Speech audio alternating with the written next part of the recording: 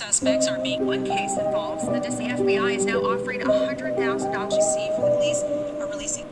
Welcome to Misty Mysteries, a paranormal and true crime podcast. This week's facts are horror movie facts. While filming the 1999 Blair Witch Project movie, the actors slept in tents in the woods and would get less food each day as if they were lost in the woods. There was one day on set that it had been raining and the actors didn't want to sleep in their soaking wet tents. They tried to contact the director but couldn't reach anyone. They made their way to the road where they knocked on the first house they saw. The people, they said, were really nice and gave them hot chocolate while they found a hotel to stay at. This week, I'm going to tell you all about the cryptid Mothman. Have you heard of Anchor? Anchor is the easiest way to make a podcast. When I started Misty Mysteries, I didn't know where to go, and Anchor helped me get Misty Mysteries started without charging me an arm and a leg. Anchor is really my suggestion for anyone looking to start a podcast. It has tools that allow you to record and edit in-app or on the website. Anchor distributes your podcast on all the listening places such as Spotify, Apple Podcasts, Google Podcasts, Good Pods, and all your favorite listening places. It's everything you need to make a podcast all in one place, and best of all, it's totally free, all on Anchor FM and on the Anchor app.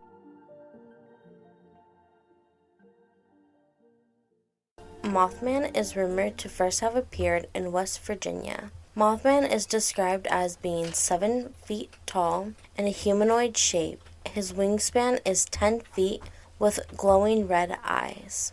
The Mothman was first seen in the trees moving rapidly from tree to tree by 5 men digging a grave in Clinton, West Virginia, on the night of November 12, 1966. It wasn't much longer, on November 15, 1996, just 3 days later, that Mothman was first sighted in Point Pleasant, West Virginia, where he would terrorize the town for a year. On the night of November 15th, 2 young couples, Roger and Linda Scarberry and Steve and Mary Mallett, were out together when they drove past an abandoned TNT plant where they saw 2 glowing red eyes and a man that was 6 to 7 feet tall with wings. Scared, the driver sped away from the TNT plant and the creature in it, but the creature was locked onto them. They saw it on the side of the road where it rose into the sky. The car, traveling 100 miles per hour, was no match to the creature that followed them to the outskirts of town. The 2 young couples reported to Sheriff Millard Halstad that night that the creature had followed them down the highway to the city limits of Point Pleasant. They were not the only people to encounter the creature and what they were calling a bird. That night, 5 other people encountered it. One group of 4 reported seeing the bird 4 different times that night, and Noel Patridge, a local contractor to Point Pleasant, encountered the bird too. Noel lived in Salem, West Virginia, about 90 miles away from Point Pleasant. At about 10:30 p.m., he was watching TV when his TV went dark. He heard a loud, high-pitched whine coming from outside. He was quoted saying it sounded like a generator winding up. His dog Bandit was outside on the porch at this time when he heard him starting to howl. When he headed outside, he saw Bandit facing towards the hay barn that was about 150 yards away from his home. He flashed a flashlight into the barn where he saw glowing red eyes. Bandit, being a hunting dog and guard dog, ran towards the glowing eyes. Noel tried to call his dog back with no success. He ran inside to get his gun, but was too afraid to go back outside. He fell asleep that night with his gun right next to his bed, ready to go. The next morning, when he woke up, he couldn't find Bandit. He didn't connect what happened to him and Bandit until 2 days later when he was reading the Point Pleasant paper and saw the 2 young couples' story in the paper. Roger Scarberry said when they encountered the city limits, they saw a body of a large dog on the side of the road. When they went back to look, it was gone. Noel immediately knew what happened to Bandit. On November 16th, 1966, the day after the creature appeared to multiple people in Point Pleasant, a press conference was held with the two couples and Sheriff Halstead. During this press conference, the sheriff backed up the couples on what had happened that night. He told the press that he had known the couples their whole lives, and they never caused him any trouble before. Many of the reporters shared their belief in the couple, and the news of the sightings spread all over. The creature was named Mothman, after Batman. The TNT plant that the now famous Mothman called home was a large area of hundreds of acres of wood that the military used during World War II to store explosives. This area had underground tunnels made to store these explosives that Mothman could hide in during the day. This area also combined with a nature preserve that hunters and fishermen used, along with teens going to a lover's lane in that area. Not too many people from Point Pleasant owned homes in this area, but those who did started to experience Mothman for themselves. The Thomas family lived near the abandoned TNT plant and now Mothman home on the night of November 16th, the same day as the press conference, and only one day after he appeared to many others. The Thomas family spotted a weird red light hovering over the TNT plant. Marcella Bennett, who also saw the lights, said it wasn't a plane, but they couldn't figure out what it was. This was until she drove over to the Thomases' house, and she noticed something unusual near her car while getting her baby out. Marcella recalled it seemed as though it was laying on the ground when she saw it rise up from the ground, saying it was a weird gray thing, bigger than a man with terrible glowing eyes. So afraid of what she saw, she accidentally dropped her daughter. After quickly picking her up, she ran into the Thomases' house, locking everybody inside. The Mothman then stumbled onto the porch and peered inside of the windows. Everyone in the home was terrified and called the cops.